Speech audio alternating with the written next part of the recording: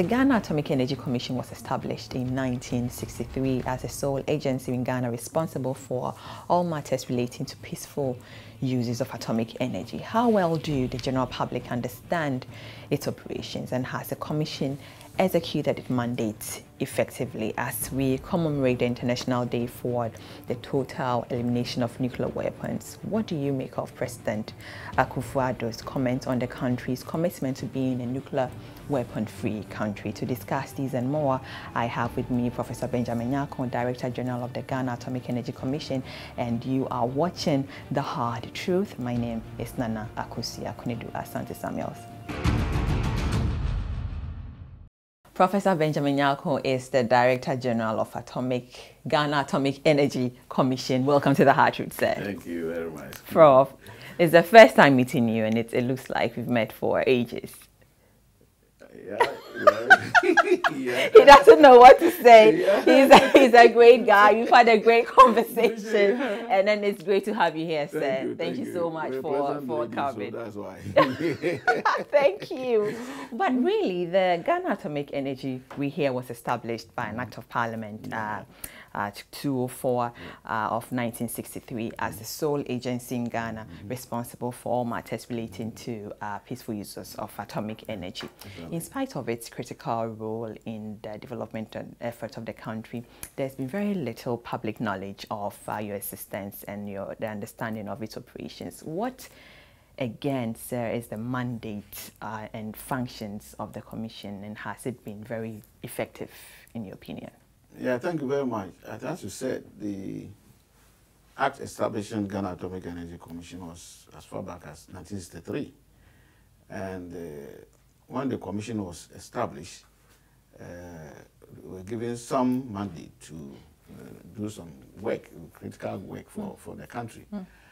But unfortunately, in 1966, the first president who established the commission was overthrown, and the whole commission was closed down.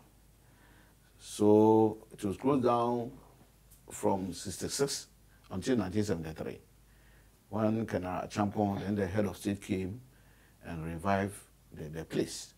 So when the place was revived, it was in the bush, and all the things that Nkrumah, in the bush. yeah, and all the things that Nkrumah was doing for 70 years, it was things were in the bush. Things had decayed, and infrastructure going off. So they have to start with the very little that they have. So even the starting point, instead of going to the site, they had to be at one of the bungalows. They started doing a little bit of chemistry there, and Colonel Champon came there. So apart from all the heads of states and presidents that have been in the country, apart from Nkrumah and Colonel Champon, nobody has been to atomic energy before. And so we were doing these little things until the year 2000, when the Act was amended to Act 588, which mandated a commission also to add other things. And we have about 10 functions. And as you said, a major one is to advise the government on all matters relating to the application of nuclear energy. But why so low knowledge of the public of your mandate? We don't really know what you do. We hear, we see the buildings, and yes, but why is that? Is it supposed to be that way? Should we know? We are not supposed to know? What is it? No, public is supposed to know, but sometimes it's very difficult communicating nuclear matters to the public. And sometimes the public is afraid when even you say nuclear. The nuclear, they close their mind. Or they are not interested at all. As I said, the first one is the phobia, the panic, even when you mention the nuclear. And sometimes you do advocacy and all that things, but when you even do it, I don't know whether the people understand what we are saying. Because sometimes I interact with the media, and if even explaining nuclear security and nuclear safety is a big issue. Panic. It's a big issue, how to distinguish between nuclear safety and nuclear security. And safeguards, a lot of terminologies. And so even now we contacted the University of Ghana to see if we can change some of, or maybe translate, let's move the right way, translate some of the words that we use into Ghanaian language, like I can, who everybody can hear. You can get it, so they can get a better understanding. I see, but let's look at the operations. You know, has it affected or improved the life of the ordinary Ghanaian? Yeah, there are particular applications span from, sometimes I say, from archaeology to geology. In the health sector, you find out that if you go to Kolebu or Komfanochi, you see people queuing for radiotherapy. Radiotherapy is a nuclear technique, and you use cobalt-60 or LINAC, whatever, to treat cancer. So cancer management in all hospitals are mostly managed by radiation, which is either nuclear medicine, we have nuclear pharmacy, we have radiotherapy and nuclear medical visits. A lot of things happening in the medical field. If you go to agriculture, we have nuclear methods for breeding seedlings and other things for planting, which are resistant to diseases and droughts. And we call it mutation breeding, using radiation. So you're doing a lot for the Ghanaian population. Post-harvest losses, which we use gamma radiation to sterilize food for preservation, which extend the shelf life. And even we can even use the irradiation for medical equipment, the cotton and other things. If you radiate it with the gamma radiation, it's better. In most countries, that's what they do. And in industry, you apply the non-destructive testing for testing of welding. And we did even when they were building the breed dam, our people were there to make sure that the concrete and the welding structures are well done. We were also with the West African gas pipeline using non-destructive testing to look at the walls, that because it's a long pipe and you have to, and some are in the sea and other things. So the application of nuclear complement the conventional method, and because atomic cannot see it, it can penetrate and get better understanding of all matter. And that's why nuclear is a high level. But Prof, do you think that enough attention and support has been given the Commission, by subsequent governments over the years? Well, for the salaries of the workers, the government pay us from controller, and we don't have any cause to complain about that. But what to get things done is where we are lacking. Like what? Like funds for maybe buying chemicals, doing the research. No research fund, nothing comes in. So what we do is we try as much as possible to work out our own methodology to get some funds from RGF to do the job. And now what recent past has been very difficult because previously government was paying the electricity bill. Now we have to we'll come to that. Prepaid. Yeah. And it's very. I mean, just last week I was in Vienna and I came back and my accountant told me that the monies in our accounts, some of them have been taken. By who? By control. I don't know where, but they said that government is saying that now even the RGF we have to maintain. Formally we maintain 100% now to do our job because they don't give us any money to work. But now they say we should. So there's no adequate funding support anymore for your operations anymore. Nothing. But the Minister of Environment, of Science and Technology, Prof. Fimfon Boateng, has indicated that the government is to allocate more funds for research institutions in the country, and has in your experience, has some been given to you so far? No, for research. He has started because he came to the office just about 8 months or so now. And now trying to put things together for us to be resourced to do the job. And he's a scientist and understands what science can do. So hold on, sir. I'm a bit confused. So let's look at the previous government. In your opinion, did you think they did much for the commission? Did they do much for your commission? Yes and no, because if they did what they can do, but not much. If you say much, you say maybe it's relative. What were you expecting them to do fully for you? To support us with research funding to do the job. But most of our facilities there that we have were supplied by International Atomic Energy Agency. And we are being trained by International Atomic Energy Agency.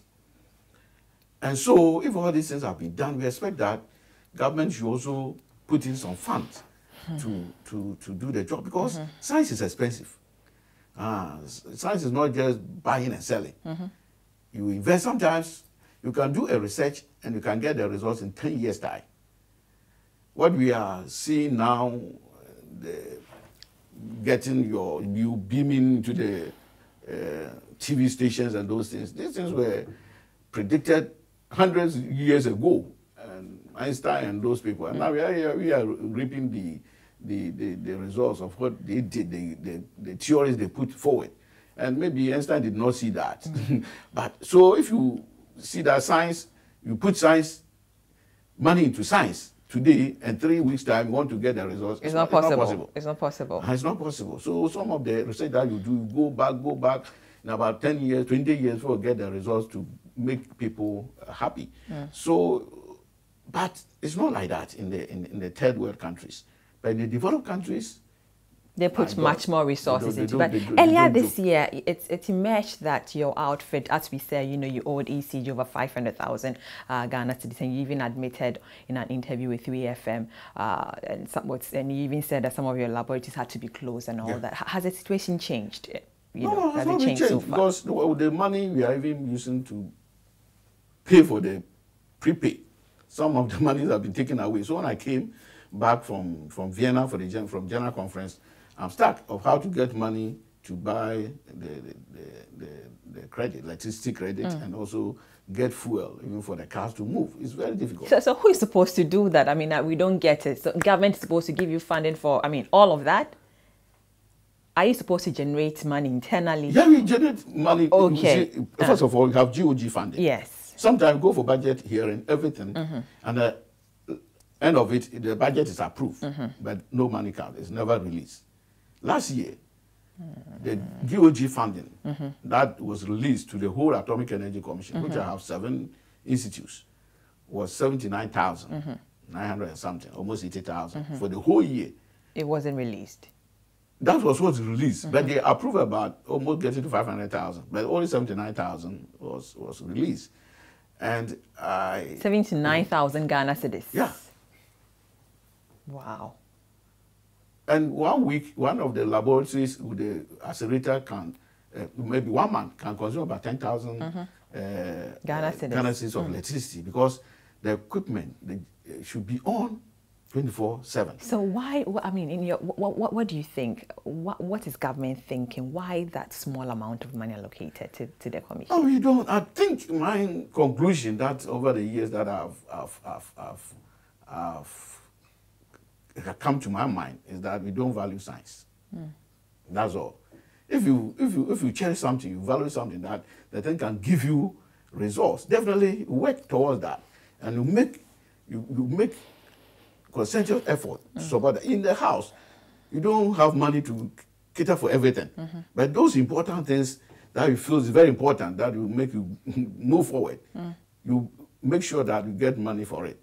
For example, I'm interested in education, because education is the best. So my children, no matter what, I can sell my cloth, everything, to make them go to school. That's great. But Prof, again, you did indicate that, you wrote a number of letters to the previous government to come to your aid, due to the fact that it was a security zone. Now, has your request, did it fall on deaf ears then? And do you think the previous government, failed to give you the necessary attention? No, for the attention in everything is okay, except money.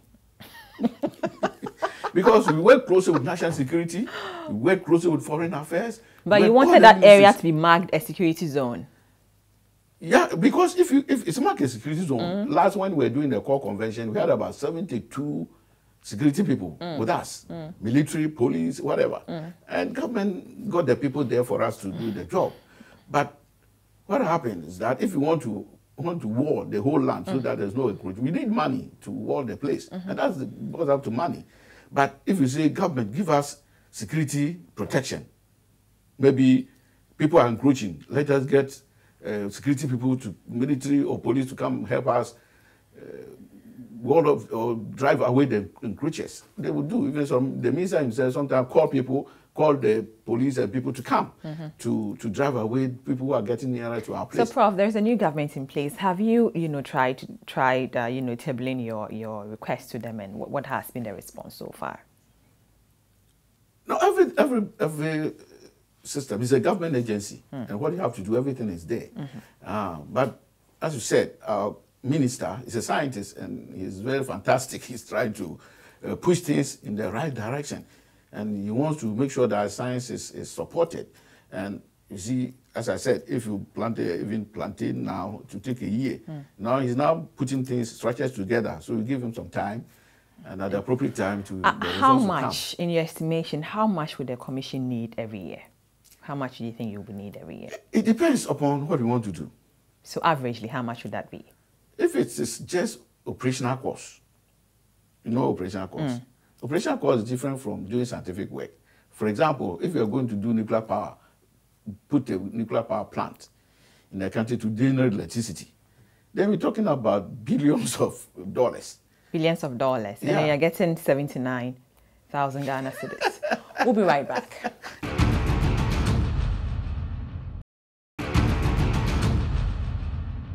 Welcome back. You are still watching The Hard Truth, and I have the Director General of the Atomic Energy Commission, Professor Benjamin Nyarko. I like to say Ebenezer Nyarko. He looks like an Ebenezer friend. But Prof, really, yesterday was the 26th of September, which was the International Day marked to eliminate total elimination of nuclear weapons. Yes, but this day provides, occasion for the world community to reaffirm its commitment to global nuclear disarmament, as a high priority.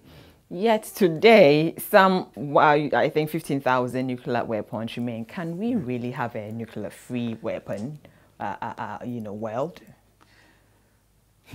On my side, I think it's very difficult taxing because the countries who have them, maybe if they are not going to increase it, I don't think they are going to give them up. Because this thing has been on the drawing board for a very long time. Because if you look at the system, they had a NPT, Non-Proliferation Treaty, as far back at 1968 and 70s, and they are all signatories to that, and be on every state to manufacture, export or transport nuclear weapons to any other country. That's the nuclear weapon state, and then now nuclear weapon states are not to manufacture or deal with or import any nuclear weapons. And this thing it's a treaty, and still people are having it, and other countries are now trying to come up with nuclear weapons again. So I don't know. And we have a safeguards agreement. We have the Comprehensive Nuclear Test Ban Treaty, which is called CTBT. That is the ban all testing of nuclear weapons. But still, some countries are doing it. So I don't know how. It's impossible. It's impossible to have difficult. a disarm. But many of the right decommissioned weapons were simply stored and partially dismantled and not destroyed. But according to the United Nations, while there have been major reductions in deployed nuclear weapons since the height of the Cold War, not one nuclear warhead has been physically destroyed. This leaves much to be desired, doesn't it? Yes. It's as you said, it's a matter of slogans and talk, but the actual work is very difficult to accomplish, because one country will say, oh, we'll do it, another country will say, no, why should another country keep it, and I'm going to dismantle mine or destroy my weapons. So everybody wants to protect its territory. So it's very difficult task. So what does it mean? So as long as the doctrine of nuclear deterrence persists as an element in the security policies of possessor states and the nuclear alliances, can we truly and really eliminate the weapons? It's not possible. Not possible. It is possible theoretically, but the will to do it is where the problem is, because everything that human being has made is easy also to reverse it. But the will to reverse the system is where the problem is. So I don't know whether the nations have that political will to disarmament. Prof, Disarm their nuclear weapons. I see. But during the maiden address of the UN General Assembly last week, President Nana Akufo-Addo said it should be the collective interest of all, everyone in the world to become a free nuclear weapon state. Now, he cited some measures taken to achieve this to resolve, in Ghana. One of them, that nuclear reactor can be converted and to use low-enriched fuel to power generation. Your outfit, spearheaded this conversion project. What benefits and impact should we expect as a result of this conversion? Yeah, thank you very much. The conversion from highly enriched uranium to low enriched uranium, as the president says, one of the steps taken to get rid of possible nuclear weapon, or whatever you call it, bomb or whatever it may be. Ghana, we were operating a research reactor manufactured by China. And it's just a 30 kilowatt research reactor with a small core. But a small core has a very high enriched uranium, which is 90.2%, which is a weapon grade. And the world all over wanted to get rid of all the weapon grade reactors. And so, I've forgotten the date, but they started with the Russian-made research reactors that had a high enriched uranium. So they converted all the highly enriched uranium Russian-made reactors all over the world. But they started with it. And then after that, the US government, through what they call Global Threat Reduction Initiative, initiated also a project to convert all the Chinese-made research reactors called the MNSR, which is of high enriched uranium. And these MNSRs are being operated in China itself, which is the prototype. Then we have Ghana, Nigeria, Pakistan, Syria, and Iran operating this type of reactor with high enriched uranium. So through the Global Threat Reduction Initiative, Ghana was the first country to acquire that reactor apart from the Chinese one. So our reactor was built in 1994. Our reactor went critical. That was the time I was employed to join Ghana Atomic Energy Commission. When I was employed, I was just posted directly to join the Chinese to install the reactor. So I know the beginning and the end. And so when we installed the reactor, we have been operating it for about 20 years, 22 years at that time. So it was prudent that when they are going to start the core conversion of all those type of reactors, we start with Ghana, so that we can get the fresh fuel, and that can take us for another maybe 40 or more years, because the reactor core life that we had at that time was 10 years, but we were able to operate it for 22 years. So it has overspent its lifetime. Life cycle. So it's good that we get a new core so the reactor becomes a fresh reactor. So we took that decision, and we have to do a lot of science. So with US Argonne National Laboratory, we were there, and people go there, they do the safety analysis, and then we do the calculations of the criticality and the thermal hydraulics, neutronics, and then we came to a conclusion that the reactor can be operated on LEU, that is low enriched uranium. And when we say that a core is on low enriched uranium, then the uranium concentration is below 20%. So really, what benefits should we expect as a result of the conversion? Yeah, that's where I'm coming. Because technically, you have been there with getting a technical capability that you can model scientifically and be able to understand how reactors are designed and cores are manufactured and operated. So this is a huge knowledge-based exercise. Second one is that the reactor, which will have been decommissioned very soon, will now have another span of over 30 years, getting to 40 years, is an advantage. And also, we get rid of our nation of a probable nuclear weapon, which is against what we have signed, which is the NPT, Non-Proliferation Treaty. Because if we decommission the reactor, if its lifespan is off, we have to decommission the reactor and take off the core, which HU. Where do we put it? We don't have that facility. So what happened is that the Global Threat Reduction Initiative have to get their core back. And to go back to what I was saying, in 1992, that was when this reactor, the agreement was signed. We call it Project Supply Agreement. And this one was signed between Ghana and the International Atomic Energy Agency. At that time, the reactor was about $1.4 million US. So Ghana government just gave about 200,000, and then IEA paid for the rest. And then they brought the reactor.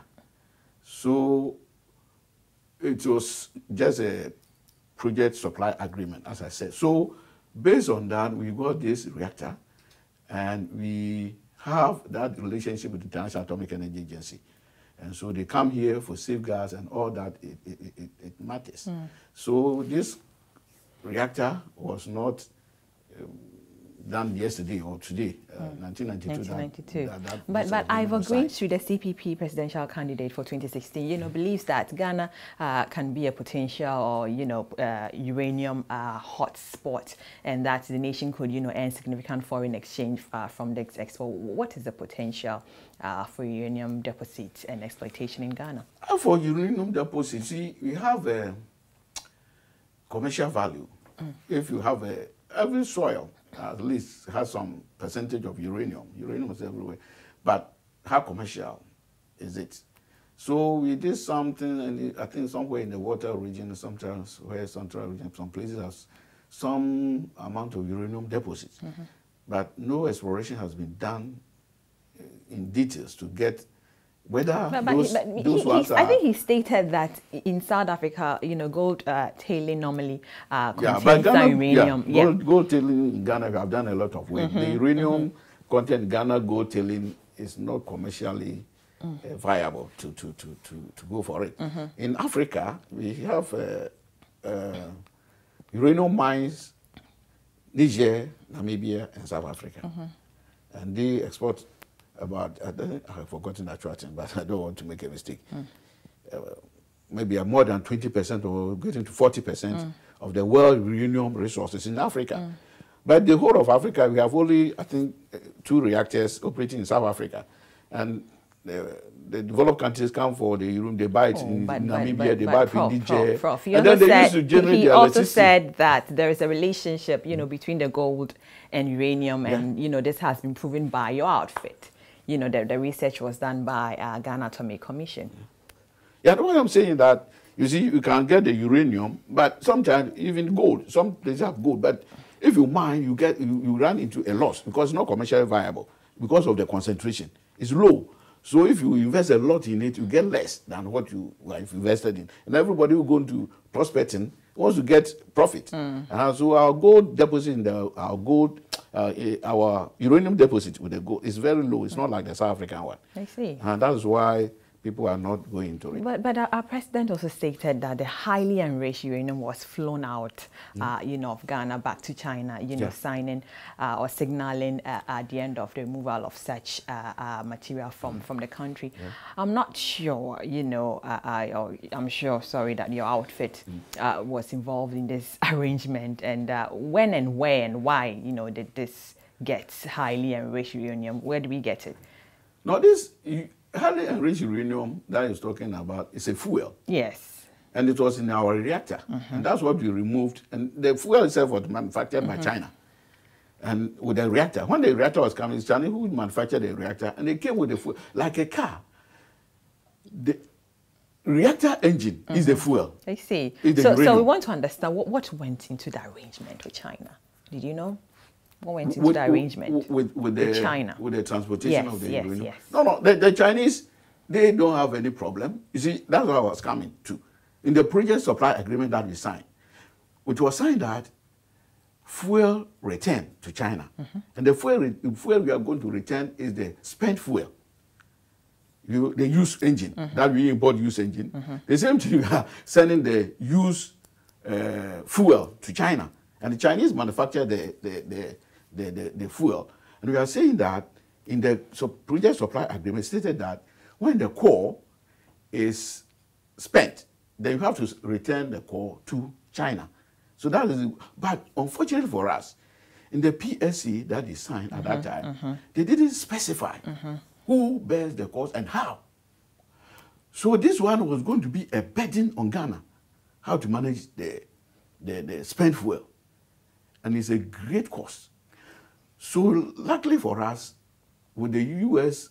Global Threat Reduction Initiative, they have to sponsor, finance everything from the calculation that we did to the export. How much did you arrive at? The cost? Yes. The cost is more than 20 million. 20 million US dollars. Yeah. Because the chartered plane alone, if I'm not mistaken, it was about 2-point-something million. That took the core alone. But Prof, was all the necessary consultation done and approvals gained before the uranium was flown out? Consultation how? I mean, with other stakeholders before it was taken out. This is a science. It's not a political science. You see, this is science. And what we do everything with the International Atomic Energy Agency.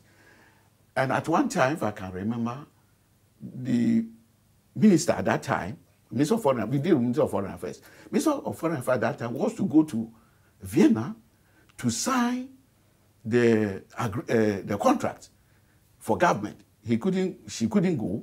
So we have to give power of attorney to the ambassador in Geneva, Sami Ediko, to go and sign on behalf of Ghana government. And that one was 2015 or so.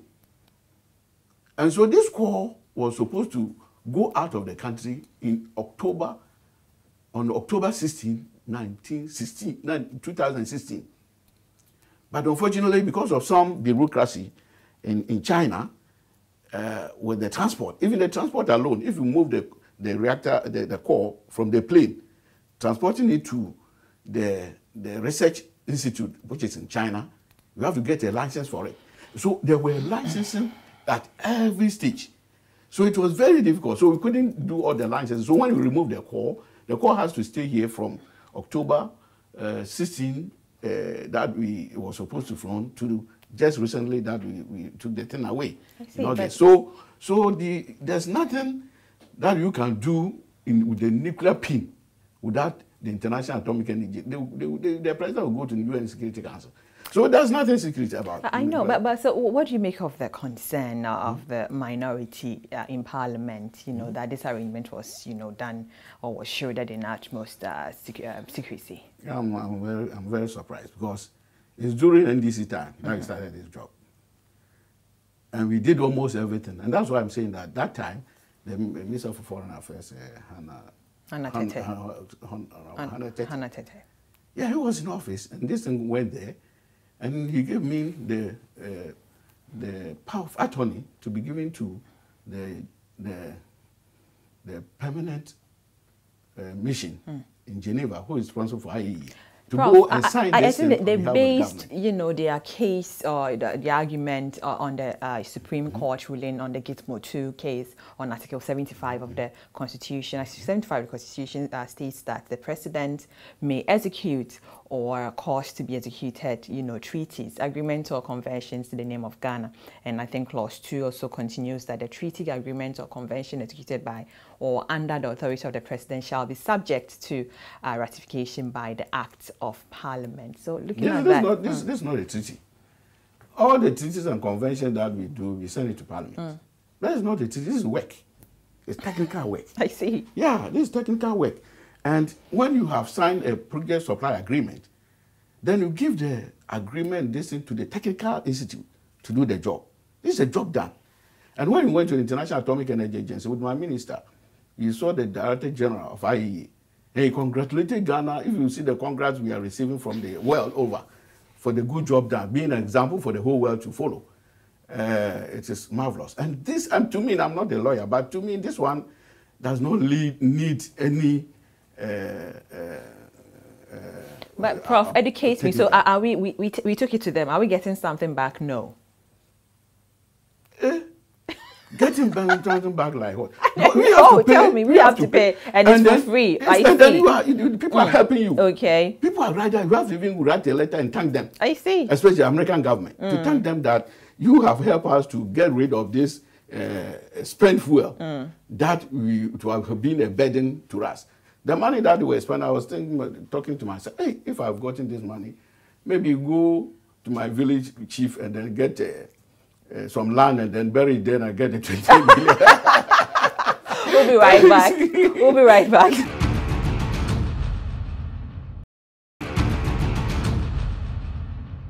Welcome back to The Hard Truth. Professor Benjamin Nyarko is the Director General of Ghana Atomic Energy Commission and is still in our studio. Prof, over the years, the country has, stalled in its quest to push through nuclear energy as one of the means of generating power. What key challenges have, impeded your quest for a nuclear power plant, and how effective has these challenges been addressed by previous administrators? Yeah, thank you very much. I think as I said from the beginning, our first president set up Ghana Atomic Energy Commission for two purposes. And one of them was to add nuclear energy for electricity generation to support the industrialization that he was about to, which he started. If you remember, you are young, you can Prof, think that. I'm not too. I have gray in my hair. I'm listening. Okay, you. You see, when I was young, maybe we have a matches factory, we have sugar, we have jute, we have shoe, we have casanoma, we have everything.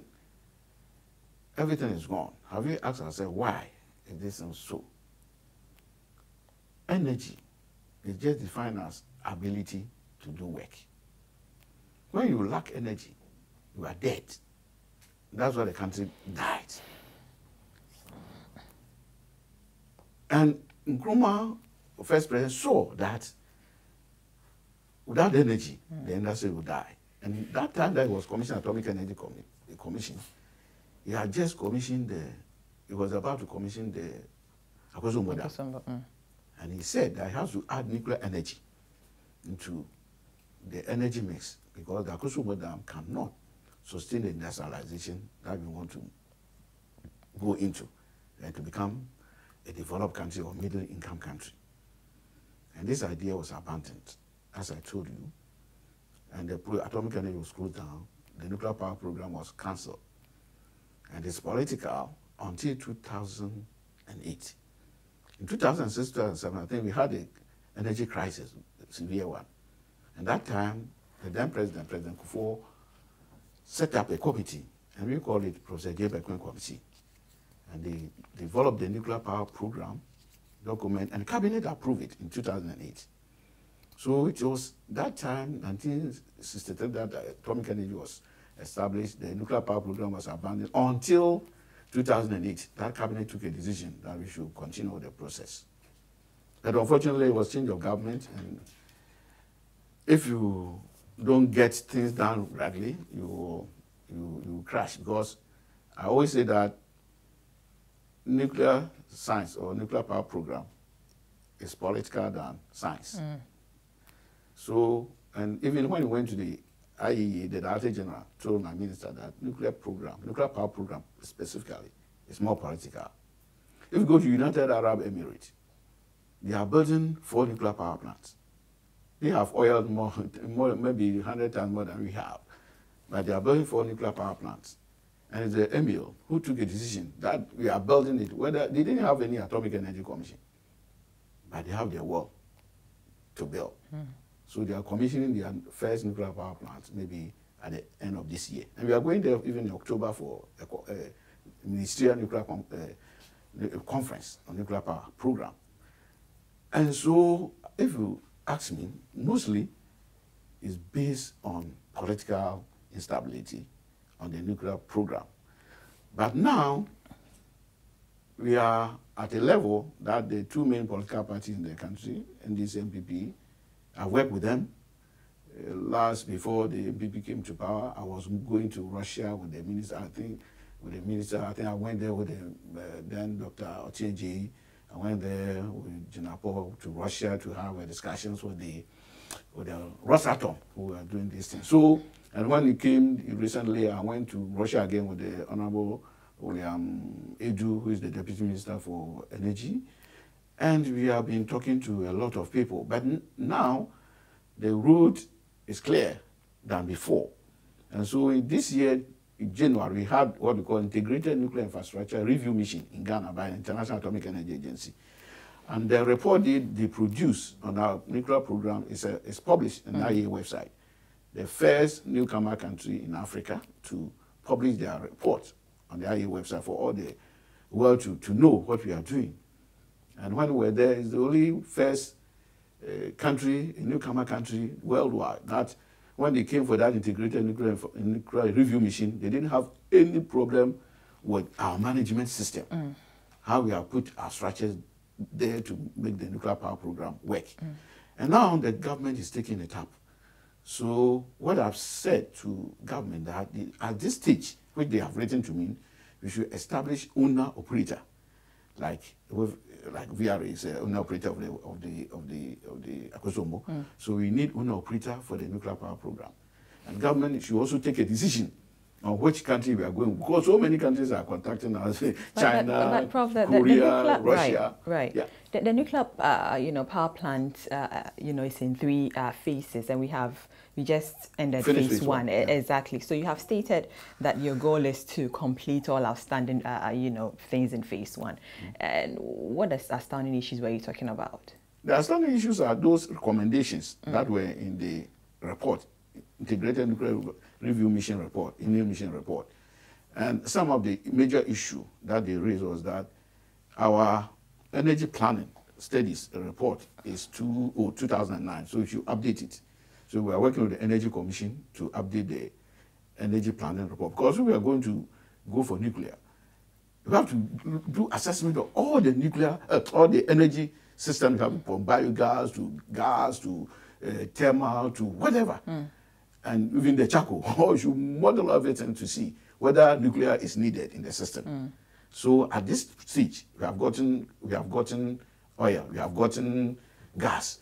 So how is that affecting our energy system? So we come out clearly and see that maybe with this, we will need about 1,000 megawatts or whatever of nuclear to add into the energy mix. And secondly, they had this thing that we have not studied much our grid infrastructure.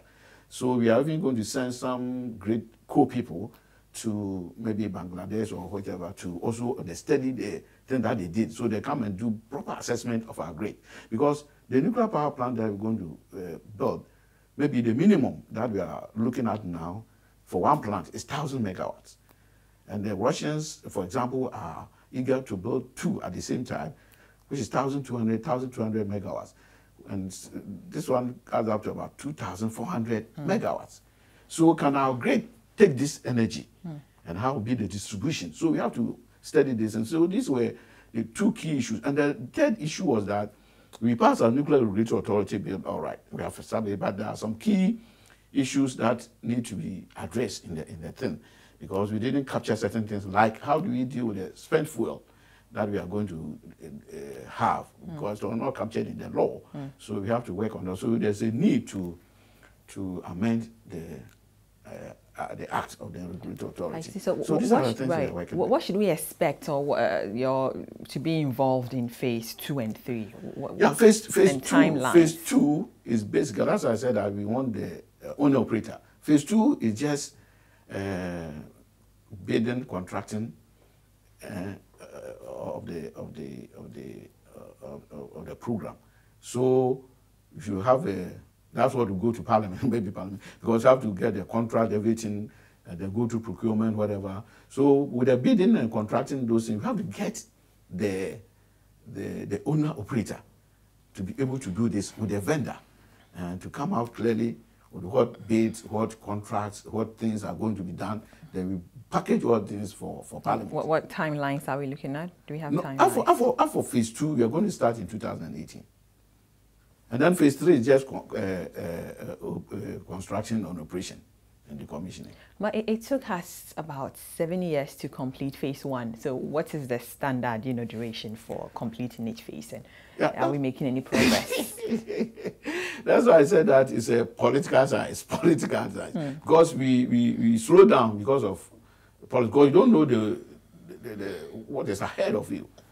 But now that we know exactly what you have to do, it moves faster. I see. But as part of phase 2, we are required to get an owner, operator vendor. Do you think that the government should go with Rosatom?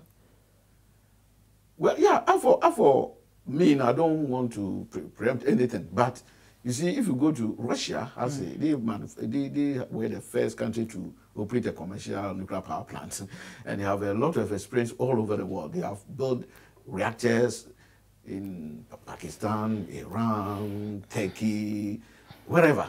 They have done that. And they even built a lot of Chinese reactors, and they studied and doing this. So in technology-wise and stability, I have more confidence in Russia technology, because they have done this in over 60 years. But we can depend upon the government to look at financing, because that's the key issue. Because one nuclear power plant, the construction will be about $6 billion US. I see, but Prof, so in your candid view, do you think that the plan to, incorporate nuclear energy into the country's energy mix can be realized anytime soon? Sure, with political support, sure. You have, the conviction again that with strong government partnership and funding support, the nuclear power projects could be completed. But funding, has always been a problem, and we've been always saddled with huge debt in our energy sector. Do you foresee funding difficulties in the near future from government? Yeah, you see, the nuclear power construction itself has so many models, and we are working on the financial model. In the Rosatom, they have what's called BOO, build, own and operate, BOT, build, own, operate and transfer, export credit, a lot of facilities that they have. But when the Russians came here, they did some analysis of our energy supply and what we get, demand. And they were worried, because if they build BOO, their problem is that getting to nearly 20% of the energy is lost. We supply, you don't get the revenue. But we know that transmission losses possible maybe up to 6%. But if you go above 6%, it means that there are certain energy revenues that are not accounted for. So they come and build the reactor, and they're generating the energy and build, own and operate. It means that they have to get the money, pay for their investment. But if they are losing 20%, it's a worry to them. It will take a long time for them to get their money. So these are some of the things they were telling me.